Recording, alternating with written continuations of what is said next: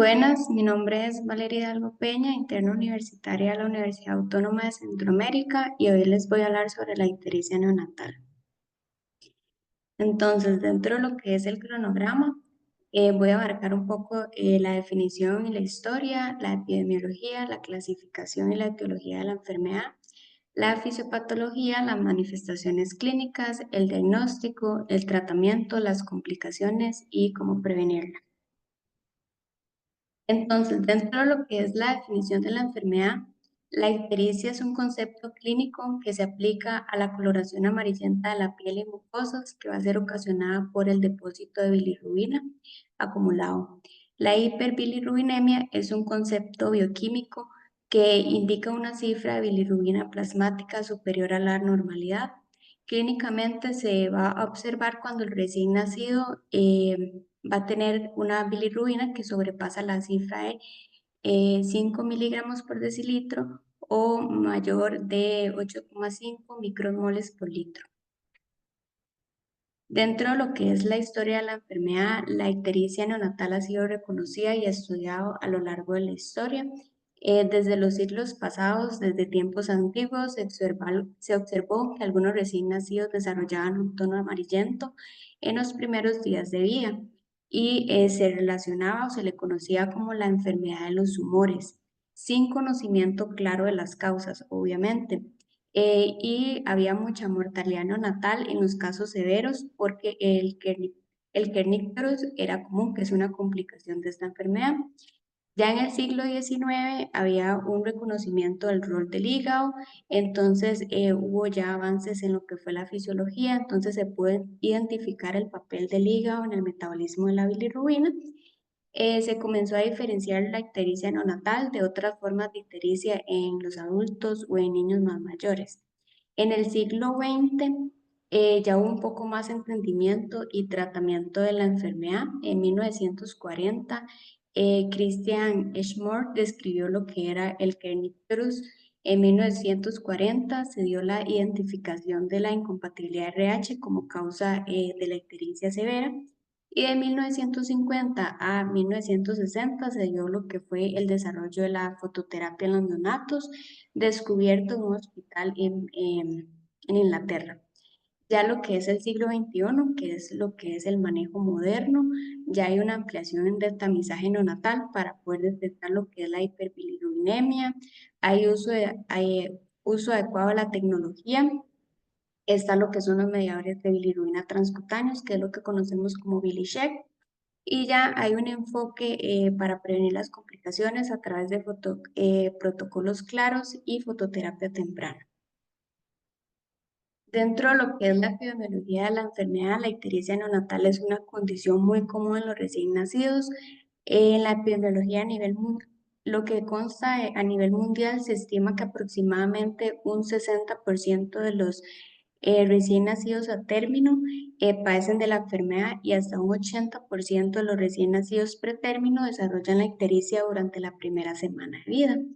Alrededor de un 10% de estos recién nacidos van a presentar una hiperbilirrubinemia severa que van a requerir un tratamiento. Las, las tasas de ictericia severa son más altas en países obviamente que están en vías de desarrollo, ya que su diagnóstico temprano y tratamiento oportuno se va a dificultar un poco más. En regiones como África y Asia del Sur, las complicaciones van a ser un poco más comunes. En lo que es en nuestro país, los datos específicos sobre ictericia neonatal no están ampliamente documentados, pero se estima que es parecido a lo que son los promedios globales, con una incidencia cercana del 50 al 60% de recién nacidos a término. Y gracias a lo que es el sistema de salud costarricense, que es la Caja Costarricense de Seguro Social, realiza un adecuado diagnóstico y manejo oportuno sobre la ictericia neonatal en comparación a otros países que están en vías de desarrollo. Pero aún así, la ictericia neonatal es una de las principales causas de hospitalización de recién nacidos en nuestro país. ¿Cuáles son los factores de riesgo principales de la enfermedad? Entonces, en primer lugar, vamos a tener la edad gestacional. va a ser más frecuente en los neonatos prematuros. El sexo se dice que afecta ligeramente un poco más a varones que a las mujeres. Factores raciales, más común en asiáticos y menos común en africanos. La lactancia materna exclusiva, la ictericia relacionada con la lactancia materna puede ocurrir hasta en un 30% de los recién nacidos que están siendo amamantados. La incompatibilidad del grupo sanguíneo ABO o RH.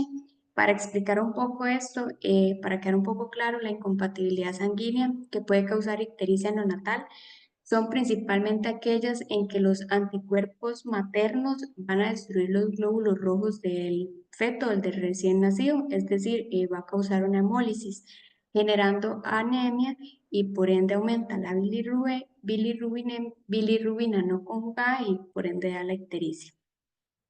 ¿Cuándo es que se da la incompatibilidad RH? Ocurre cuando la madre RH negativa y el feto es RH positiva. ¿Bajo cuál mecanismo ocurre? La madre produce anticuerpos IgG, anti-D, después de la sensibilización previa en un embarazo previo. Y en embarazos posteriores, estos anticuerpos van a atravesar la placenta y va a destruir los glóbulos rojos fetales. Es una de las formas más graves de ictericia, la que es por incompatibilidad RH. Y cuando es por incompatibilidad ABO, es por grupo sanguíneo, se presenta principalmente cuando la madre tiene grupo sanguíneo O y el bebé tiene grupo A, B o AB. ¿Bajo qué mecanismo funciona? Las madres grupo O va a tener anticuerpos anti-A y anti-B de tipo IgG. En algunos casos, estos van a atravesar la placenta e igual van a destruir los glóbulos rojos del bebé. Entonces, existen algunos casos excepcionales que la madre puede ser del grupo A o grupo B y tiene anticuerpos anti-A o anti-B, inusualmente altos de tipo IgG por alguna sensibilización previa o alguna transfusión, etcétera. Entonces, esto puede ocurrir hemólisis y por ende puede causar ictericia neonatal, pero es más común la de por grupo sanguíneo, pero es menos severa por la que es causada por incompatibilidad. Entonces, dentro de lo que es la clasificación, la ictericia neonatal se puede clasificar según varios criterios, ya sea basándose en su etiología o en la principal forma, que es según el tipo de hiperbilirubinemia que se presenta. Según el tipo de hiperbilirubinemia, se puede clasificar en ictericia por bilirrubina indirecta, que es la que conocemos como no conjugada, o ictericia por bilirrubina directa, que va a ser la conjugada. Pero como aún no hemos visto lo que he explicado, lo que es el metabolismo de la bilirrubina ensimininada, entonces primero voy a clasificarlo en lo que es la ictericia neonatal fisiológica y la ictericia neonatal patológica. Entonces, ¿cuáles son las características de esta? En la ictericia neonatal fisiológica, usualmente se da después de las 24 horas después del nacimiento. La duración se dice que resuelve en 7 días en neonatos que son a término y hasta 14 días en los que son pretérmino. El aumento diario de los niveles de bilirrubina son menos de 5 miligramos por decilitro al día. El pico de bilirrubina es menos de 15 miligramos por decilitro. El tipo de hiperbilirubinemia es una hiperbilirubinemia no conjugada y la severidad por lo general va a ser benigna, no presenta riesgos y sirve un curso normal. Y la ictericia neonatal patológica por lo general se da dentro de las primeras 24 horas de vida. La persistencia es mayor a los 7 días en los neonatos a término y más allá de los 14 días en los neonatos prematuros. El aumento diario de los niveles de bilirrubina va a ser mayor de 5 miligramos por decilitro al día. El pico de bilirrubina sérica total es mayor de 15 miligramos por decilitro. El tipo de hiperbilirubinemia puede ser conjugada o no conjugada y la severidad es mayor, puede causar complicaciones, como lo mencioné, que como es el kernicterus y otro tipo. Entonces, también tenemos la clasificación según la etiología. Está el tipo de hiperbilirubinemia no conjugada, que puede clasificarse como hemolítica y no hemolítica. Entonces, cuando es hemolítica, el mecanismo es que hay un aumento de producción de la bilirrubina. Entonces, ¿cuál es la etiología? Puede ser enfermedad hemolítica al recién nacido, que esta es por incompatibilidad del grupo sanguíneo o RH, por defectos enzimáticos de los eritrocitos, por ejemplo, la deficiencia de glucosa 6-fosfato deshidrogenasa, la deficiencia de piruvato quinasa, defectos de la membrana de los eritrocitos, como por ejemplo la esferocitosis hereditaria, hemoglobinopatías como la anemia de células falciformes y la talasemias, hematomas, como por ejemplo un sangrado por deficiencia de vitamina K, infecciones, sepsis y policitemia. Cuando es bajo el mecanismo no hemolítico, lo que va a pasar es que hay una disminución en la conjugación de la bilirrubina.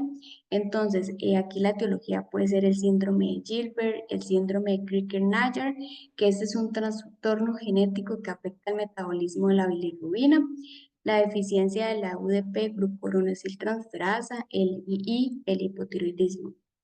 Y el otro mecanismo, que es cuando es disminución del paso de las heces, por ende aumenta la circulación enterohepática de bilirrubina. La etiología es por una obstrucción gastrointestinal, como por ejemplo estenosis pilórica, obstrucción intestinal, enfermedad de Hirschsprung, fibrosis quística, ictericia por leche materna, ictericia por lactancia materna y desnutrición. La hiperbilirubinemia conjugada, que el mecanismo puede ser intrahepático o extrahepático. El intrahepático, hay una disminución en la captación hepática de bilirrubina.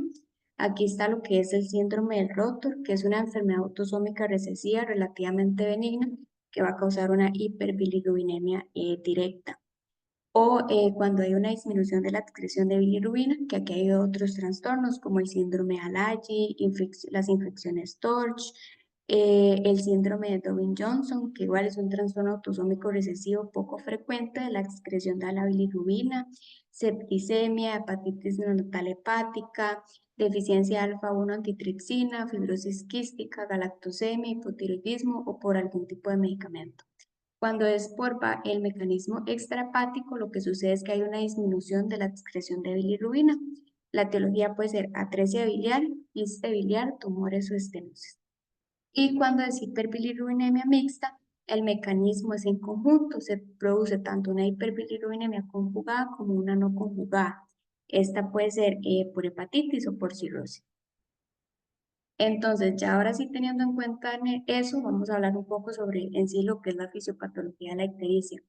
Entonces, la ictericia neonatal ocurre debido a la acumulación de bilirrubina en el torrente sanguíneo, lo que va a provocar la coloración amarilla en la piel y en las mucosas.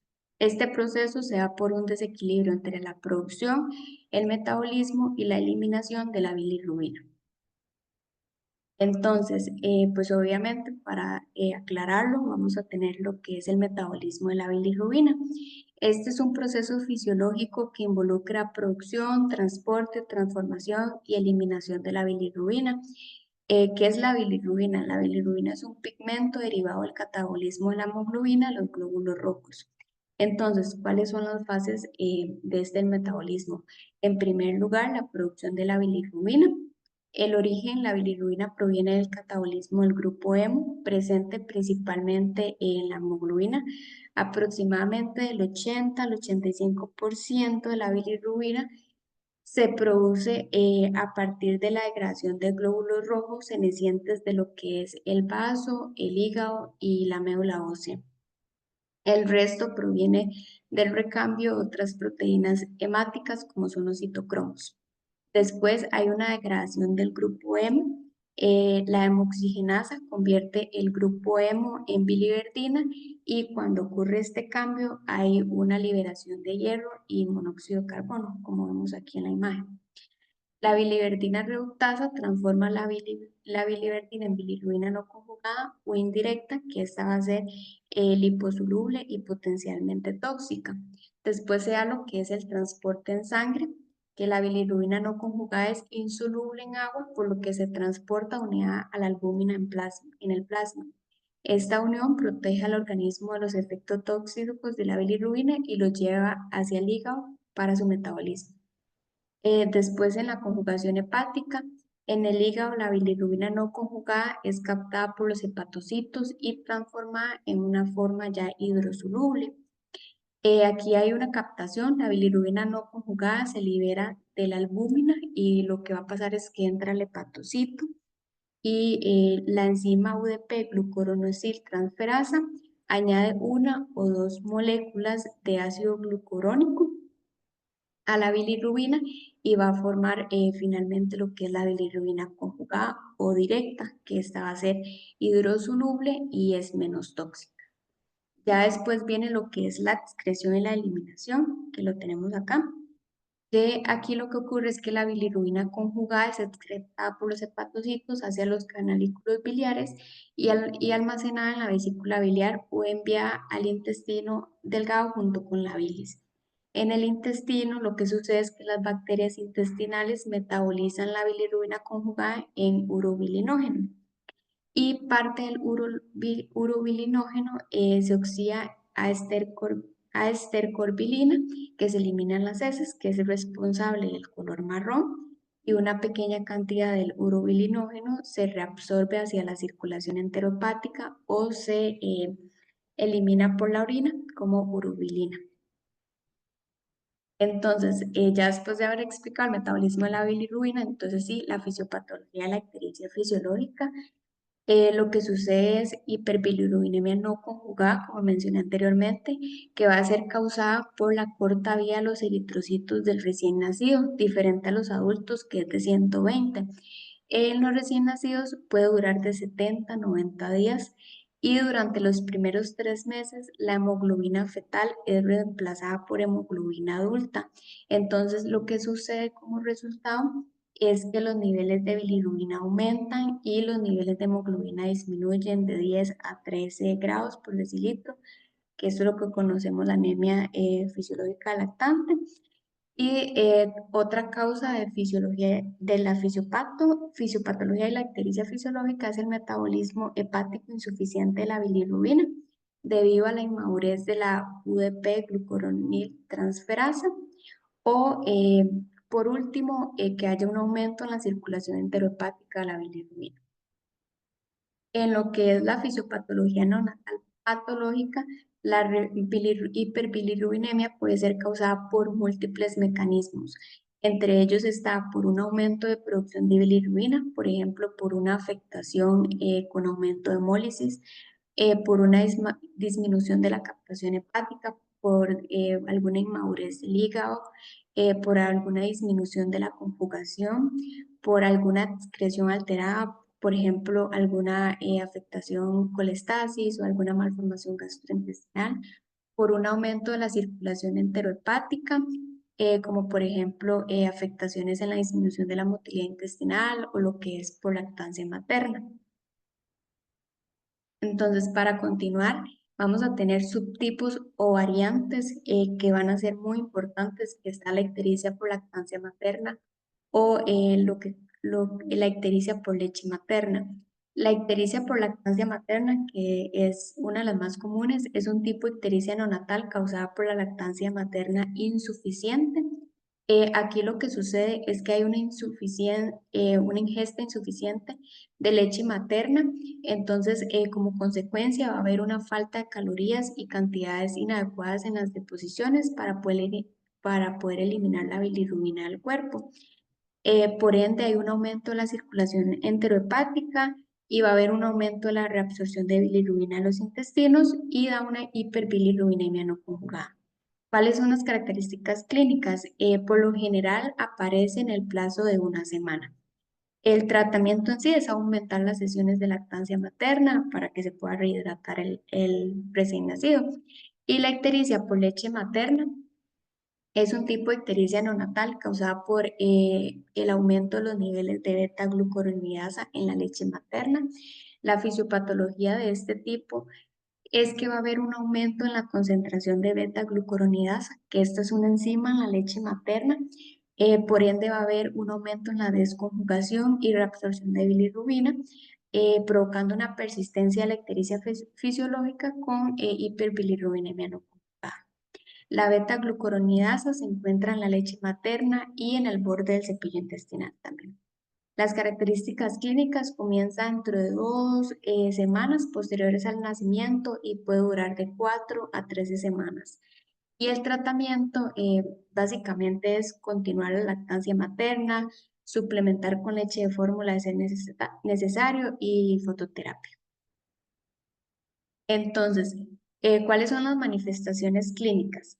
Entonces, la ictericia neonatal fisiológica puede ser un paciente asintomático, salvo alguna ictericia transitoria.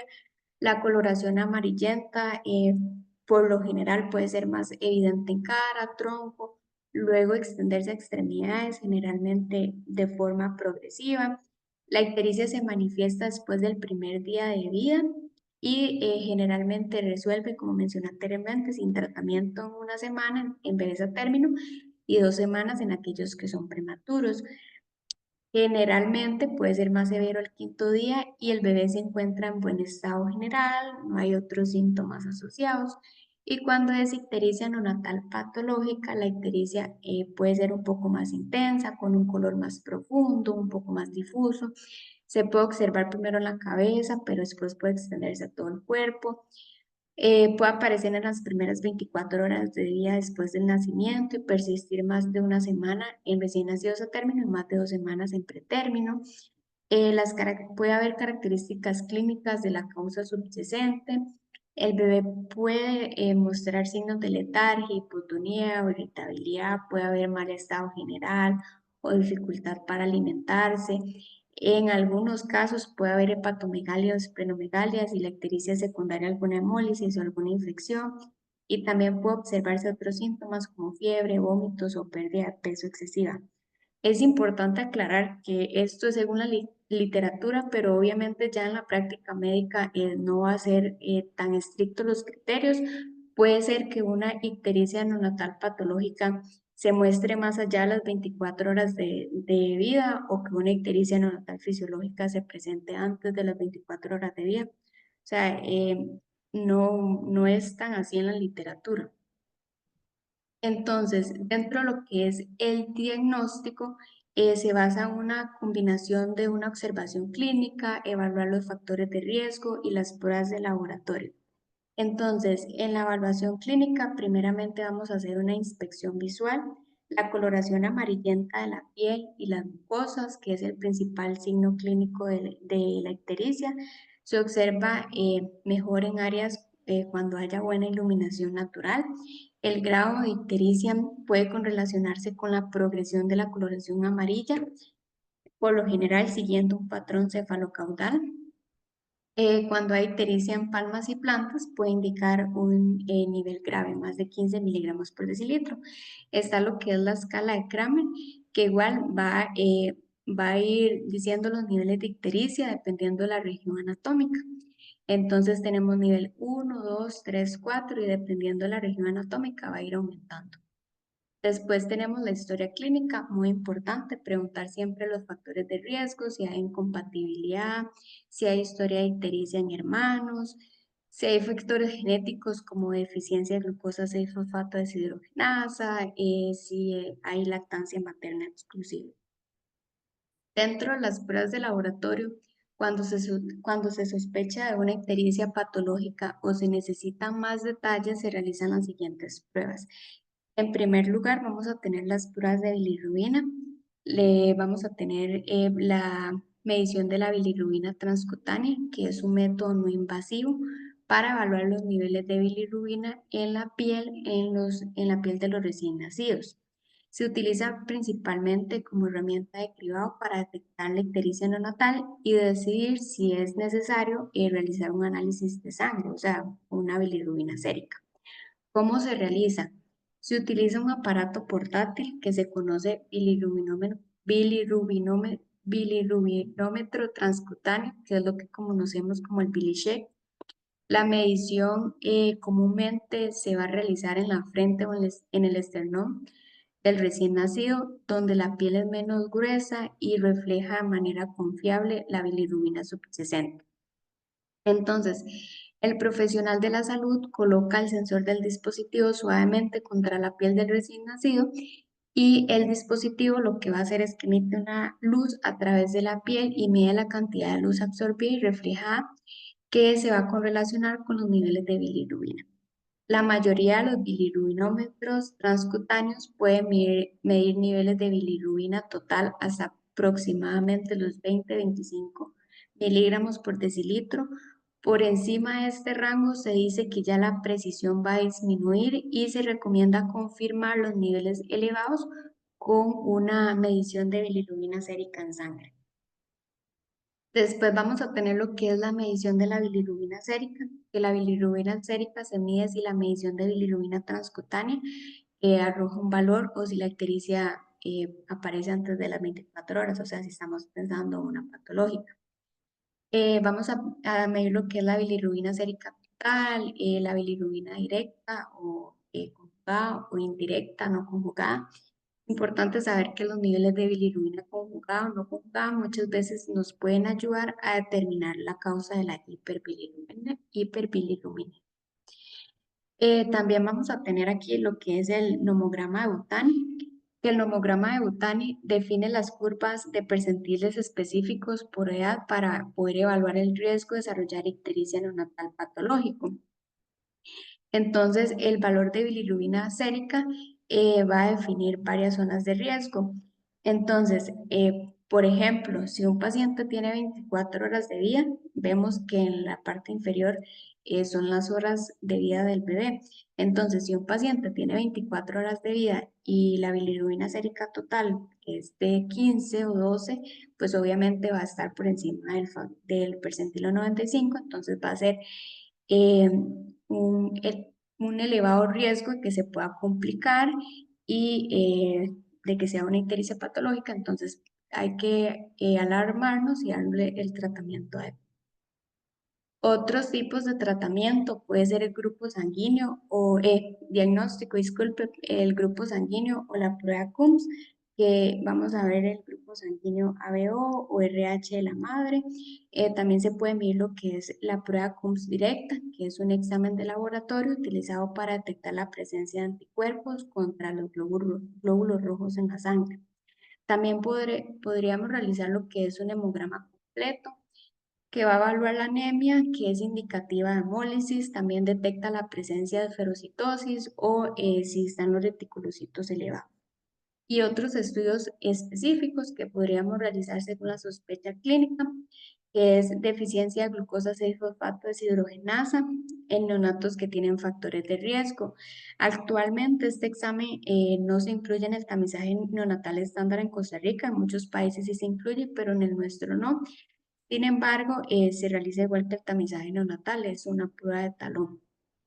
Y se mide la actividad enzimática de la glucosa 6-fosfato deshidrogenasa en los glóbulos rojos.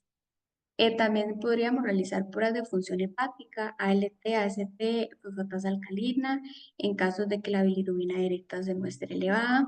El tiempo de protrombina, si está alterado, puede indicar enfermedad hepática severa, un cultivo sanguíneo, si estamos sospechando alguna sepsis neonatal, y la proteína sérica total y albúmina sérica.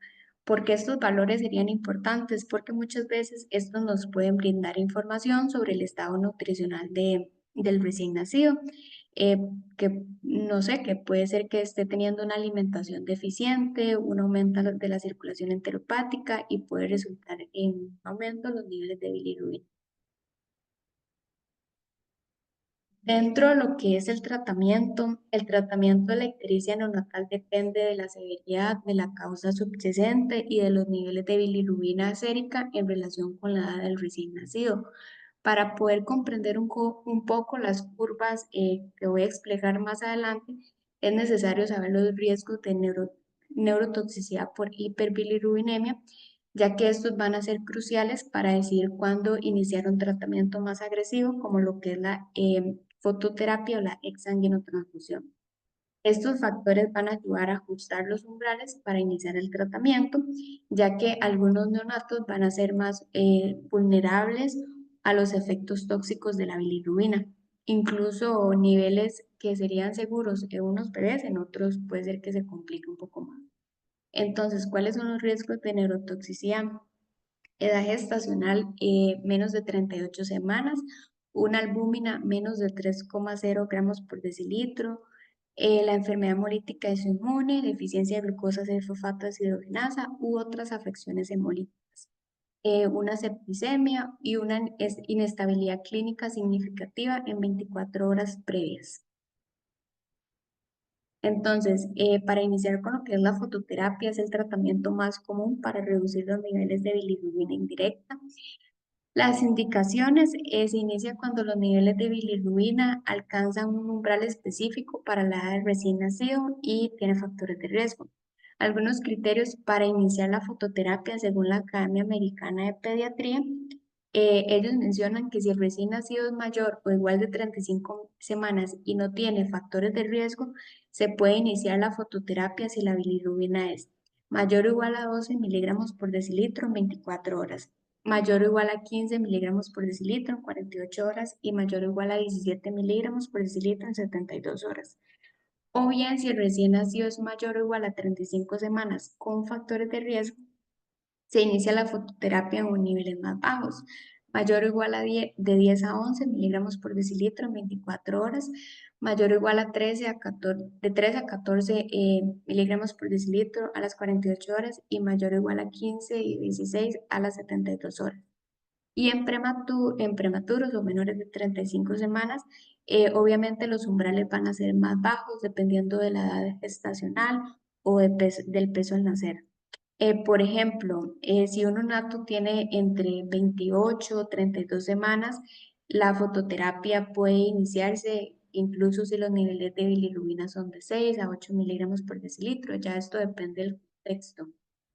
Em, para explicar un poco sobre lo que es la fototerapia, cómo funciona, el mecanismo de acción de esta se basa en la conversión de bilirrubina no conjugada, que es la indirecta, en formas que sean más fácilmente excretables independientemente de la función hepática del recién nacido. Entonces va a haber una absorción de la luz por la bilirrubina no conjugada, que es liposoluble, circula en el plasma unido a la albúmina.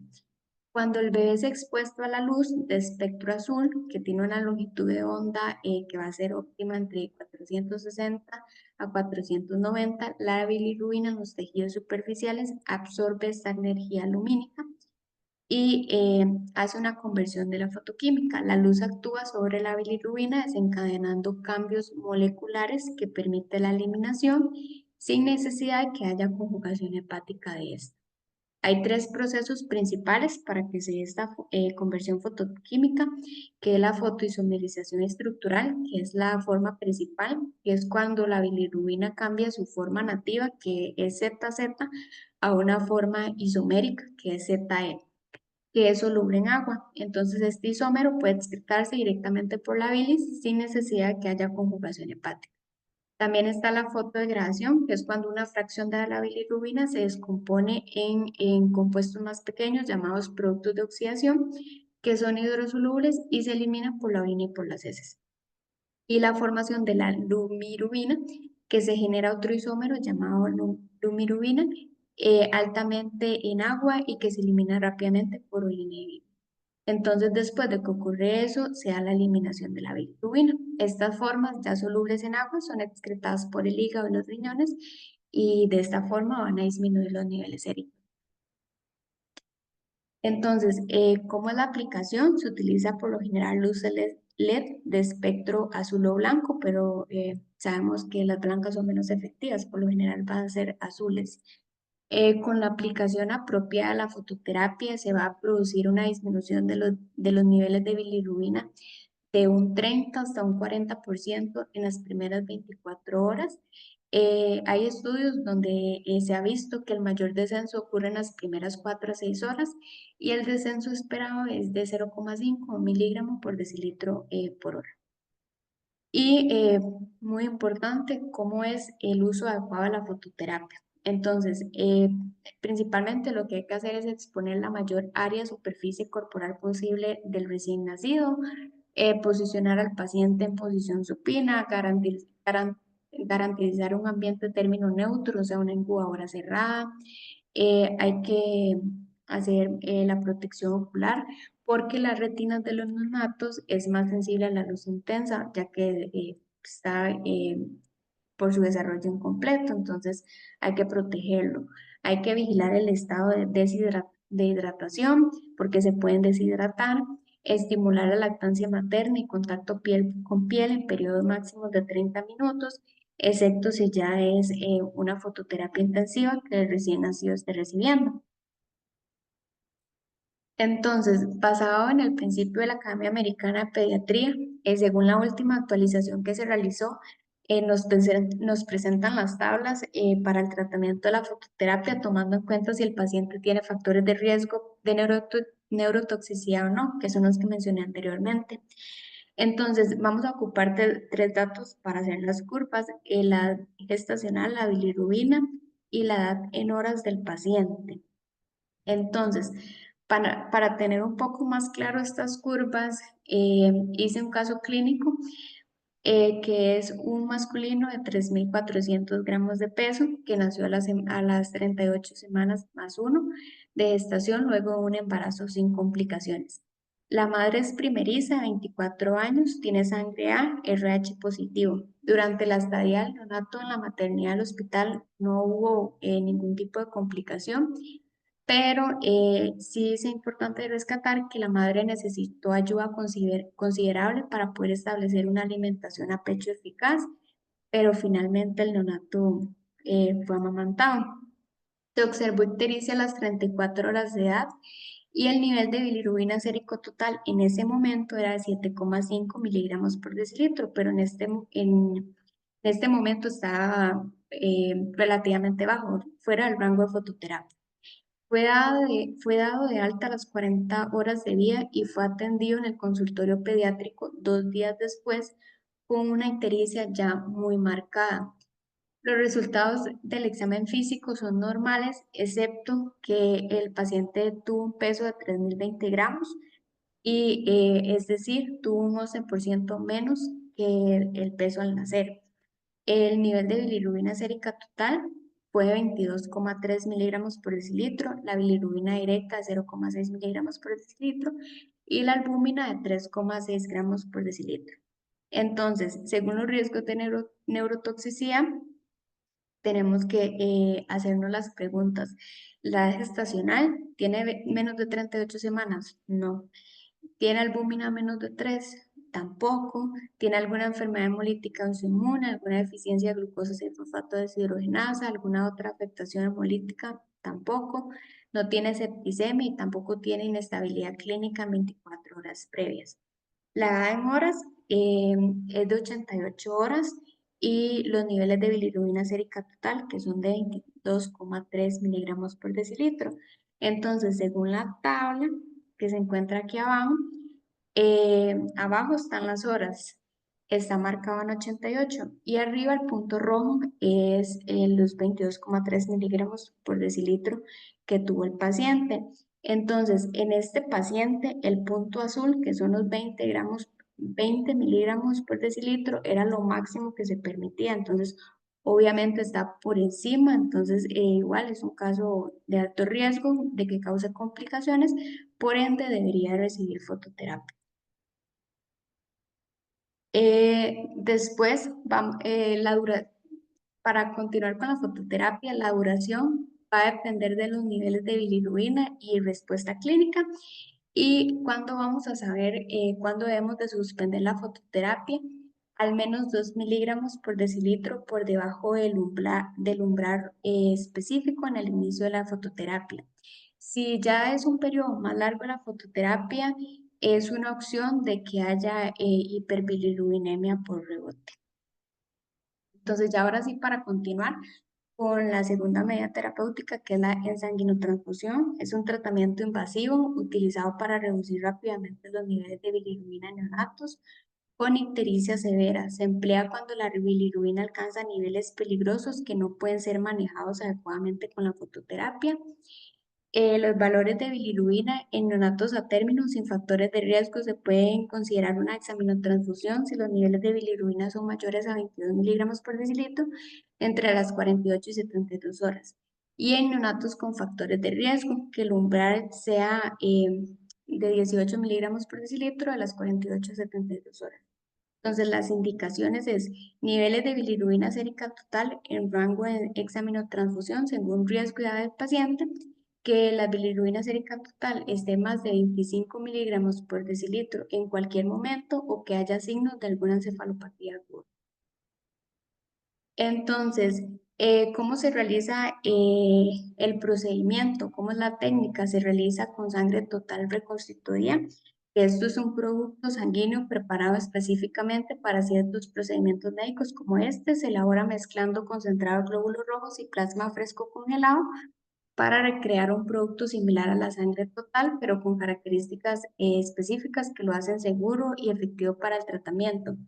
Obviamente puede haber algunas complicaciones, las más comúnmente reportadas puede ser apnea, bradicardia, cianosis, vasoespasmo, trombosis, enterocolitis, trombocitopenia, hipocalcemia, acidosis, trastornos hidroelectrolíticos, distensión abdominal, dificultad y anemia a los 3 meses, muerte, 3 de cada 1000 procedimientos y enfermedad injerto versus hueso. Igual, para realizar la exsanguinotransfusión se utiliza las curvas. Otros tipos de tratamiento puede ser la fluidoterapia, pero se menciona que no mejora el pronóstico, la gamaglobulina intravenosa, que se utiliza en casos específicos de ictericia neonatal severa, relacionada con la enfermedad hemolítica recién nacido, principalmente por incompatibilidad o por grupo sanguíneo. También la dosis cuando se administra la gamma globulina intravenosa es de 0,5 a 1 gramo por kilogramo de peso administrada por vía intravenosa en 2 horas. Y si los niveles de bilirrubina continúan aumentando, puede repetirse la dosis después de 12 horas. También está el fenobarbital, que en pacientes con colestasis, pero en realidad casi no se usa.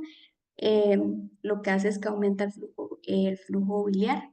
Las metaloporfirias que inhiben las beta-glucuronidasa, disminuyendo la reabsorción, la recirculación enterohepática, pero estas aún no han sido aprobadas para su uso fuera de ensayos clínicos, aún están en estudio. Y la luz solar, que antes se decía que ayuda, pero en realidad no se recomienda. ¿Y cuáles son las complicaciones de la enfermedad? Especialmente si no se maneja, puede dar complicaciones graves. Las principales incluyen Kernicterus, que es la encefalopatía crónica por bilirrubina, que se desarrolla durante los primeros años de vida y es por un depósito de bilirrubina en los ganglios basales y núcleos del tronco encefálico. Características: puede causar parálisis cerebral, pérdida auditiva, parálisis de la mirada, trastornos de movimiento, discapacidad intelectual e hipoplasia del esmalte dental. Otra complicación puede ser la encefalopatía aguda por la bilirrubina, que también puede aparecer durante los primeros días de vida. Puede causar letargo, hipotonía infantil, mala alimentación, fiebre y grito agudo. Y posiblemente fatal si la neurotoxicidad es grave. Problemas en el desarrollo neurológico en caso de que haya una ictericia grave y prolongada y complicaciones hematológicas como una hemólisis severa. En los casos de ictericia debido a compatibilidad sanguínea, la destrucción de glóbulos rojos puede llevar a una anemia hemolítica severa. Y ya para finalizar, tenemos lo que es la prevención, que se enfoca principalmente en evitar lo que es los factores de riesgo. Entonces, para prevenir la ictericia fisiológica, vamos a tener un fomento de la lactancia materna. La lactancia materna debe iniciarse en las primeras horas después del nacimiento para promover la excreción de meconio, lo que ayuda a reducir la circulación enteropática. Sabemos que la lactancia frecuente, al menos 8 a 12 veces al día, asegura una buena ingesta de nutrientes y reduce el riesgo de deshidratación. En casos de lactancia insuficiente, se debe proporcionar apoyo adicional para evaluar posibles problemas de succión y un monitoreo adecuado de los prematuros. Para la prevención de la ictericia patológica, hay que hacer una detección temprana de factores de riesgo. Se debe identificar los neonatos que tienen mayor riesgo, como incompatibilidad o deficiencia de glucosa y fosfato. Importante la profilaxis en caso de que haya incompatibilidad RH. La prevención de complicaciones por incompatibilidad de grupo sanguíneo en embarazo se centra en casos de incompatibilidad RH. Entonces, la intervención clave es la administración de la inmunoglobulina anti-D, que este es un anticuerpo diseñado para neutralizar los glóbulos rojos fetales y los RH positivos que ingresan al sistema de la madre, RH negativo. Entonces, se administra en el embarazo de las 28 a 32 semanas de gestación o después del parto dentro de las primeras 72 horas si el nacido es RH positivo. ¿Cuáles son los beneficios? Que reduce significativamente el riesgo de enfermedad hemolítica al recién nacido en embarazos futuros y protege al feto de la anemia hemolítica severa, ictericia grave y complicaciones como hidrox fetal y Kernicterus. Y monitorear la ictericia, obviamente, estar presente en todos los recién nacidos en las primeras 48 horas, monitorearlos y principalmente si tiene factores de riesgo. Y la prevención de ictericia por atresia biliar, la atresia de las vías biliares, que es una condición en la que las vías biliares están bloqueadas o ausentes, lo que impide que la bilirrubina sea excretada del cuerpo. Entonces, es fundamental detectar los signos de esta condición en las primeras semanas de vida, como una ictericia persistente o que haya otros signos como heces pálidas. Entonces, así iniciar un tratamiento adecuado lo antes posible. Y esta fue mi bibliografía y muchas gracias por su atención.